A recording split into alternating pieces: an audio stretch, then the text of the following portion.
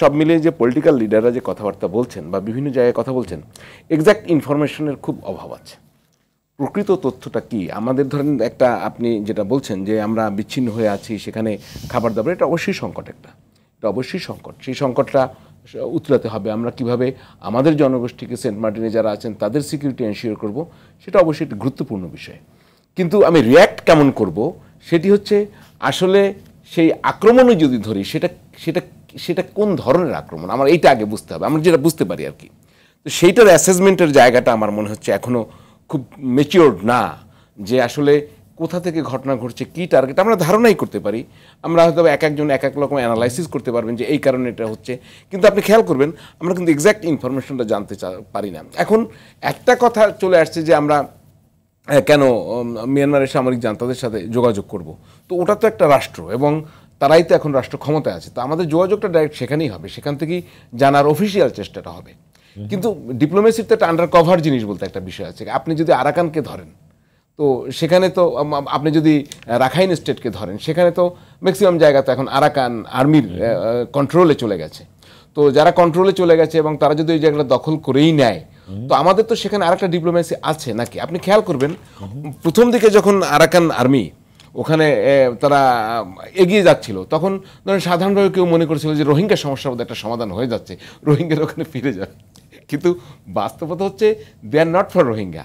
এখন এনার আলোচনায় আর হচ্ছে রোহিঙ্গাদের বরঞ্চ উল্টো সামরিক জান্তারা রিক্রুট করছে যে ওদের সাথে যুদ্ধ করো এবং লাগিয়ে দাও, অর্থাৎ ক্রিটিক্যাল পজিশন আমাদের জন্য। আপনি খেয়াল করেন আমাদের সমস্যাকে, আমাদের সমস্যা হচ্ছে রোহিঙ্গা, এবং রোহিঙ্গাদের আমরা ব্যাক করাইতে চাই, তারা তাদের দেশে ফেরত যাবে।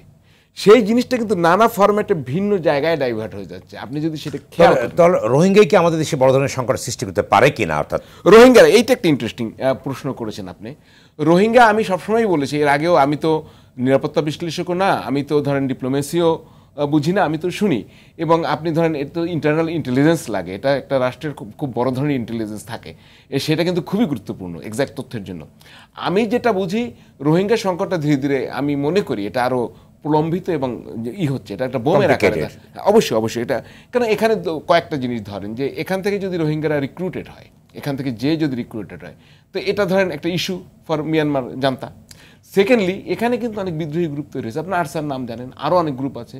এই গ্রুপগুলো কিন্তু সেখানে স্টে করছে, এবং এই জনগোষ্ঠীটা কত 10 লাখ, 1 মিলিয়ন। এই জনগোষ্ঠীটাকে আপনি ইচ্ছে করলেই কিন্তু কিছু বললেই যে তারা যদি কখনো না করে, এটা কিন্তু কন্ট্রোল করা আউট অফ কন্ট্রোল একটা বিষয়।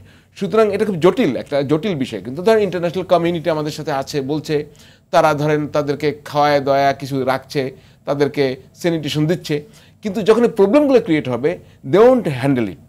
এটা কিন্তু আপনাকেই, এই দেশকেই হ্যান্ডেল করতে হবে আপনি। সুতরাং সেটা ডিফিউজ করার জন্য আমার মেকানিজমটা কি, আমার কি কূটনৈতিক একটা জিনিসকে আমি মনে করি যে মিয়ানমার অলওয়েজ চাচ্ছিল সবসময় নানা ইস্যুতে যে এটাকে একটা যুদ্ধ অবস্থা দেখাইতে বলে তাদের লাভ, যে যুদ্ধ পরিস্থিতির কারণে রোহিঙ্গার এখানে আছে। ওরা তো রোহিঙ্গাদের অনেকে নাগরিকই স্বীকার করে না, এটা তো তাদের নাগরিক না। আমাদের সাথে যে ওদের সমঝোতা স্মারক হয়েছিল যে রোহিঙ্গাদের ফেরত নেবে, সেখানে নাগরিকত্ব নির্ধারণ করবে কারা? ওরা। জয়েন্ট কোনো কমিটি কিন্তু হয় নাই। খুব ইন্টারেস্টিং কেস যে নাগরিক, ওরা যাদেরকে নাগরিকত্ব কয়জনকে দিচ্ছে, অল্প কিছু লোককে, তারা সে অল্প, খুবই সামান্য, তো তারা কিন্তু তারা ডিসাইড করবে তারা তাদের নাগরিক। আবার আর রোহিঙ্গারা কি হচ্ছে, তারা নাগরিকত্ব ছাড়া ওখানে ব্যাক করবে না। মানে সমস্যাটা হয়েছে আমার, আপনি খেয়াল করেছেন যে একটা জান্তা যে একটা এই কাজ করছে, যে তার ভূমি থেকে নাগরিকদের উচ্ছেদ করছে, যে এখানে গণহত্যা চালিয়েছে, তার বিরুদ্ধে ইন্টারন্যাশনাল কমিউনিটিকে আমরা স্ট্রংলি কথা বলাইতে পারিনি, এবং আমাদের সেই ডিপ্লোমেসির জায়গাটি আরও স্ট্রং হওয়া দরকার। ওই ডিপ্লোমেসিতে আমি মনে করি ওকে আছে যে মিয়ানমার যদি কখনো যুদ্ধ তৈরি করতে চায়, আমরা সেই যুদ্ধে জড়াবো না, কেননা যুদ্ধে জড়াইলে আমাদের জন্য সেটা পজিটিভ হবে না, ওর জন্য পজিটিভ হবে না। আর একটা জিনিস হচ্ছে, আপনি যে জিও পলিটিক্যাল বিষয়ে বলছেন, এখানে মার্কিন যুক্তরাষ্ট্রের একটা জায়গা আছে, আমি জানি না এটার সাথে এটার যুক্ততা আছে কিনা, কেননা উইদাউট এনি ইনফরমেশন সেটা লিঙ্কেজ করাটা অ্যাটলিস্ট এই দুই বিশিষ্ট লোকের সামনে আমি করতে পারবো না, এটা বাজারি আলাপে হতে পারে।